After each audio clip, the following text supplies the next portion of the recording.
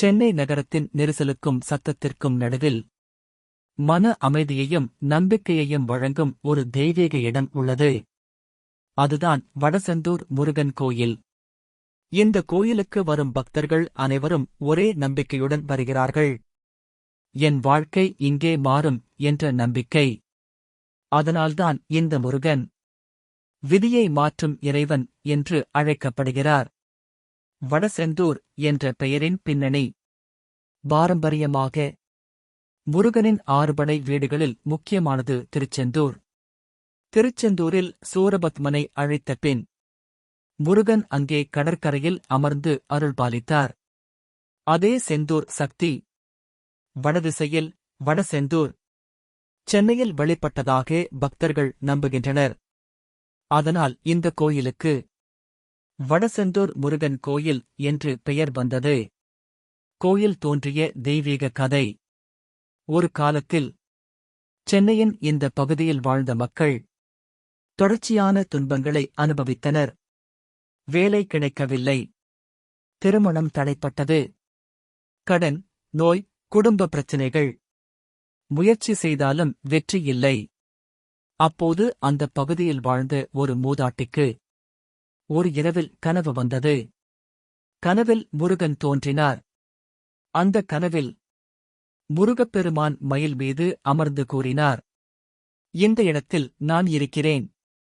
என்னை வழிபட்டால் உங்களின் விதியே மாறும்.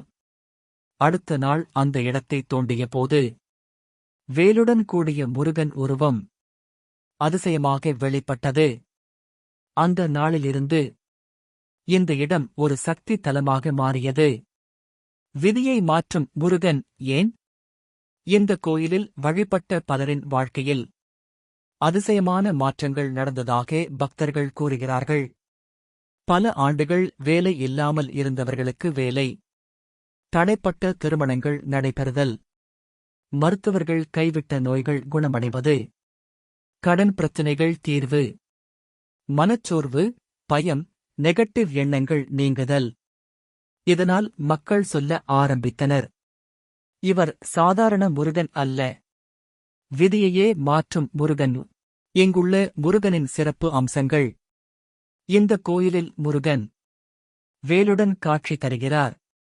முகத்தில் கடும் கருணையும் தீர்மானமும். பார்த்தாலே மனதில் தைரியம் பிறக்கும்.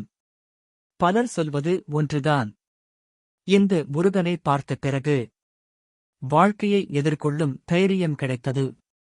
வழிபாட்டு முறையின் சிறப்பு. இந்த கோயிலில் பக்தர்கள் செய்யும் முக்கிய வழிபாடுகள். செவ்வாய்க்கிழமைகளில் வழிபாடு, வியாழன், கிருத்திகை நாட்கள் வேல் வழிபாடு, மனதிற்குள் உள்ள பிரச்சனையை சொல்லி வேண்டுதல்.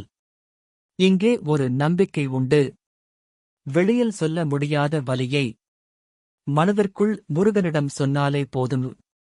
பக்தர்களின் அனுபவங்கள். பல பக்தர்கள் சொல்வது, இங்கே வந்த பிறகு வாழ்க்கை திரும்பியது. நம்பிக்கை இழந்த நேரத்தில் இந்த முருகன் கை கொடுத்தார். முயற்சி செய்யும் சக்தி எனக்கு கிடைத்தது. இதனால்தான் இந்த கோயில் ஒரு நம்பிக்கை மையமாக மாறியுள்ளது. வடசெந்தூர் முருகன் ஒரு தெய்வம் அல்ல, ஒரு நம்பிக்கை.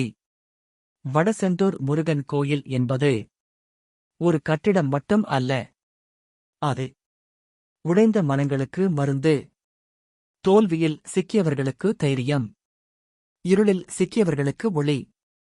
உண்மையான பக்தியுடன் வேண்டினால் முருகன் விதியை கூட மாற்றுவான் என்பதே இந்த கோயிலின் செய்தி. ஓம் சரவணபவ.